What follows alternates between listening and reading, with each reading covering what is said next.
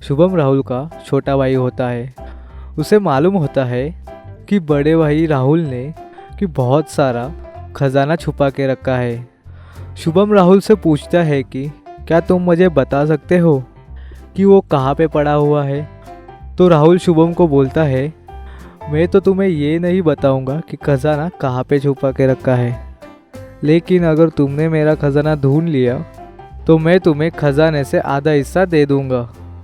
शुभम राहुल की बातें ये सुनकर बहुत खुश हो जाता है। उसे लगता है कि मैं कुछ भी करके वो खजाना हासिल कर लूँगा और वो खजाने की तलाश पूरी ज़ोरों शोरों से शुरू करता है। सबसे पहले वो अपने बड़े भाई के कमरे में जाता है। उसके बड़े भाई के पास बहुत सारे खिलौने होते हैं, लेकिन शुभम को वहाँ पे कोई खजाना नहीं मिलता। लेकिन तभी शुभम को ड्रॉवर के पास एक खजाने का नक्शा मिलता है। अब शुभम को ये तो समझ में आ जाता है कि ये खजाने का नक्शा ज़रूर उसके बड़े भाई का खजाने का नक्शा है। तो शुभम उस खजाने के नक्शे के मुताबिक खजाना ढूंढने के लिए निकल जाता है। खजाने में लिखा होता है उसे लेफ्ट डायरेक्शन में 15 कदम चलना होगा, और जैसे ही वो 15 कदम पूरा कर लेगा, जब उस लोकेशन पे वो पहुंचेगा तो वहाँ पे खजाना होगा। शुभम कुछ दूर और आगे जाता है और वो एक लोकेशन पे पहुँच जाता है। तब वो वहाँ पे खुदाई करता है तो उसे वहाँ पे कोई भी खजाना नहीं मिलता।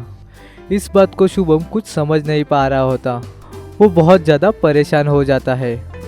उसने उस नक्शे को सही तरीके से फॉलो कर लिया होता है, लेकिन फिर भी उसे वो खजाना नहीं मिला होता। वो जल्दी से भाग के अपने भाई के पास जाता है और फिर उससे पूछता है कि मैंने वैसे ही किया जैसे इस नक्शे में लिखा है, लेकिन मुझे खजाना फिर भी नहीं मिला। राहुल शुभम से कहता है कि इस खजाने को ढूंढने के लिए तुम्हें और थोड़ा दिमाग चलाना चाहिए था। तुम्हें ये खजाना आसानी से नहीं मिलने वाला है, और मुझे पता था चाहे तुम जो मर्जी कर लो तुम खजाने तक नहीं पहुंच पाओगे। लेकिन कैसे? शुभम ने ऐसी कौन सी गलती की जिसकी वजह से वो खजाने तक नहीं पहुंच पाया?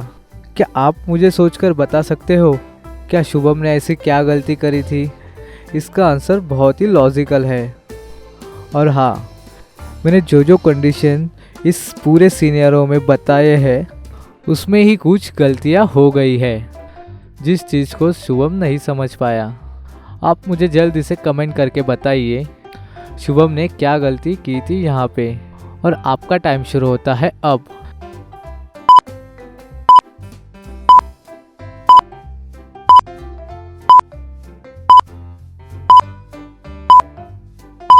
चलिए दोस्तों, इसका आंसर देख लेते हैं। राहुल अब शुभम को लेके जाता है उस लोकेशन पे। जब वो 15 कदम चलता है तब वो खजाने तक पहुंच जाता है और वहां से खोद के वो खजाना भी निकाल लेता है। चलिए अब मैं उसका आंसर बता देता हूँ। अगर आप ध्यान से देखोगे, शुभम की हाइट राहुल से बहुत छोटी है और इन दोनों में टांगों की लेंथ भी बहुत ही कम है।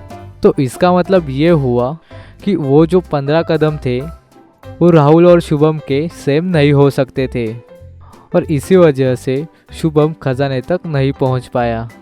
तो दोस्तों, क्या आपका दिमाग इतना तेज़ था कि इसका आंसर आप ढूंढ पाते? अगर आपका भी यही आंसर था तो जल्दी से हमें लाइक कीजिए। चलिए अब देखते हैं अगली पहेली। तो दोस्तों, इस पहेली में आपको करेक्ट शैडो बतानी है। तो इस ज़ॉम्बी को ध्यान से देखिए और बताइए कि इसकी करेक्ट शैडो कौन सी है। आंसर देखने से पहले आपका आंसर कमेंट कीजिए।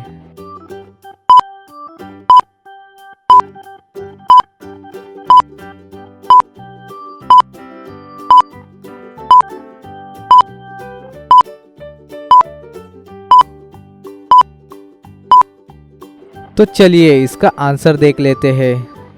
इस ज़ॉम्बी की करेक्ट शैडो है ये वाली। चलिए अब देखते हैं अगली पहेली। दोस्तों, अभी आपको ऑड वन आउट बताना है, तो अभी इस इमेज को ध्यान से देखिए और इसमें कौन सा पिक्चर ऑड वन आउट है। आंसर देखने से पहले आपका आंसर कमेंट करें।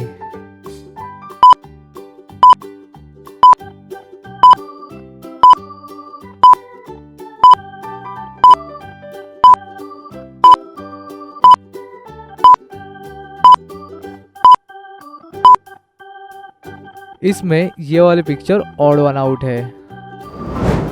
अब इस वाली इमेज को ध्यान से देखिए और इसमें ऑड वन आउट बताइए।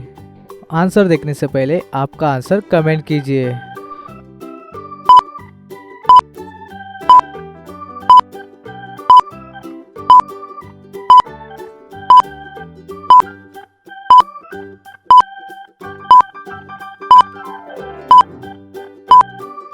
इसमें ये वाला पिक्चर ऑड वन आउट है।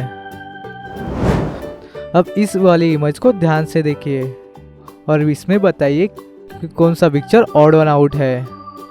आंसर देखने से पहले आपका आंसर कमेंट कीजिए।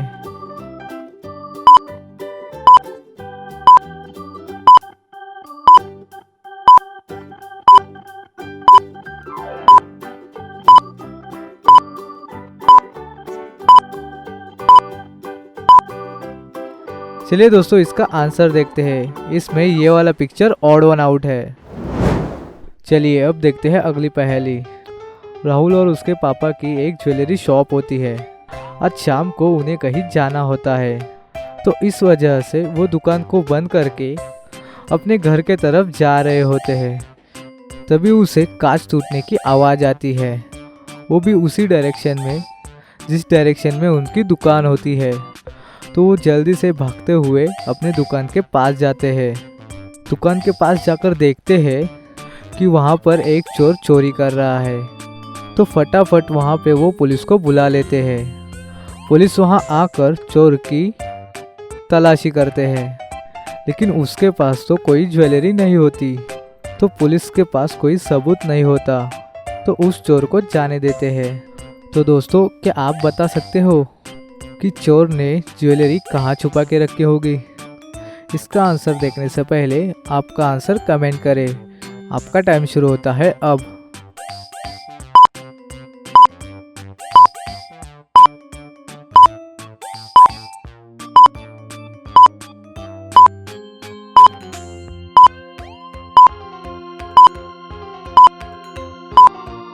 तो चलिए इसका आंसर देख लेते हैं।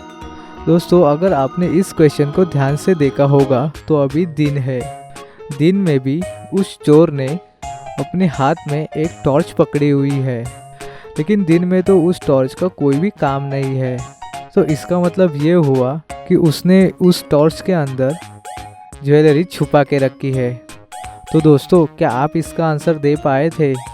हमें कमेंट्स में ज़रूर बताइएगा।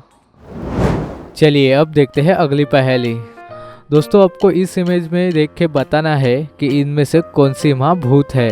इन दोनों फैमिली को अच्छे से देखिए और जैसे ही आपको इसका आंसर समझ में आ जाए तो जल्दी से हमें कमेंट करके बताइए।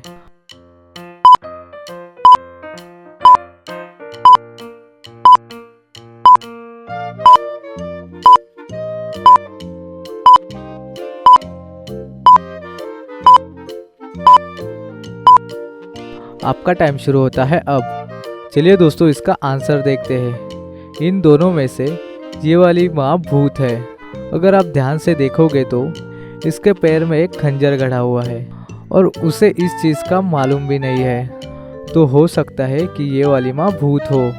और जहाँ तक बात है इस वाले की, तो ये हो सकता है कि ये दोनों एक दूसरे के साथ खेल रहे हो। और वैसे भी कौन सी माँ अपने बच्चे को मारना चाहती है। तो दोस्तों, अब मैं मिलूँगा आपको अगली वीडियो में। तो आपने अभी हमारे चैनल को सब्सक्राइब नहीं किया है तो जल्दी से नीचे जाके सब्सक्राइब कर दो। अगर आपको ये पहेली पसंद आई है तो इस वीडियो को जरूर लाइक कर देना। अपने फ्रेंड्स को भी ये वीडियो जरूर शेयर कर देना और हमारे चैनल को सब्सक्राइब जरूर करना, क्योंकि ऐसी ही मजेदार पहेलियां हम इस चैनल पर लाते रहते हैं।